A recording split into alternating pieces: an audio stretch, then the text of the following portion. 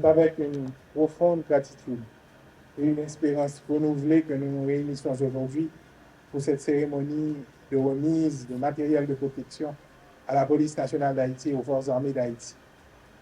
Permettez-moi tout d'abord d'exprimer notre sincère reconnaissance au gouvernement et au peuple de Taïwan, représenté ici par son Excellence l'ambassadeur de Taïwan en Haïti, pour ce geste fraternel et solidaire à l'égard de notre nation.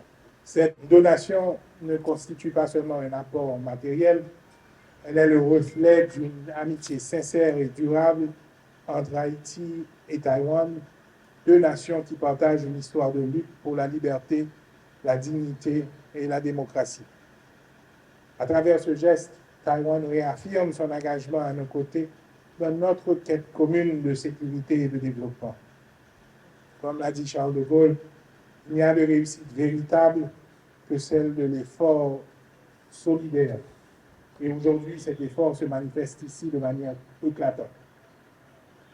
Chers amis, la police nationale d'Haïti et les forces armées d'Haïti sont les boucliers de la République, les gardiens de la paix et de l'ordre.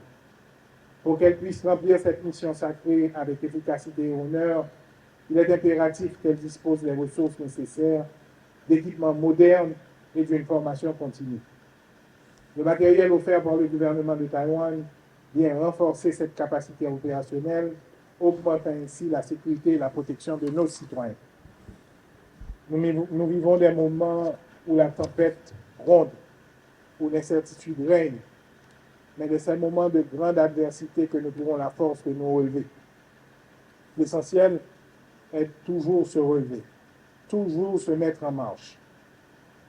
Et c'est ce que nous faisons aujourd'hui. Nous mettons un pied devant l'autre pour bâtir un avenir de paix et de stabilité pour notre pays.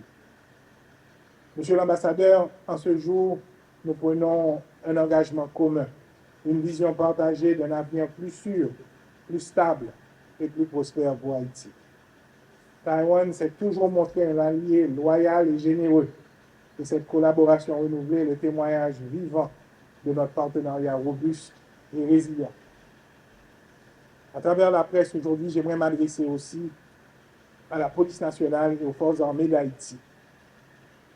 C'est avec une immense fierté et un profond respect que je m'adresse à vous.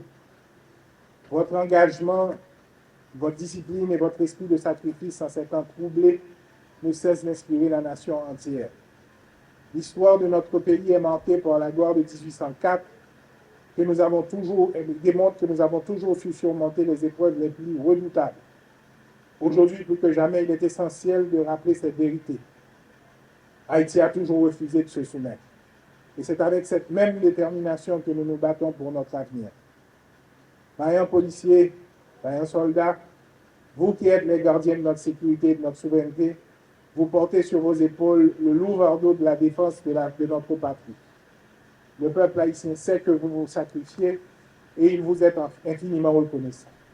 Je vous exhorte à continuer cette noble mission, car c'est avec votre force et votre résilience que nous repousserons les ombres qui s'étendent sur notre nation.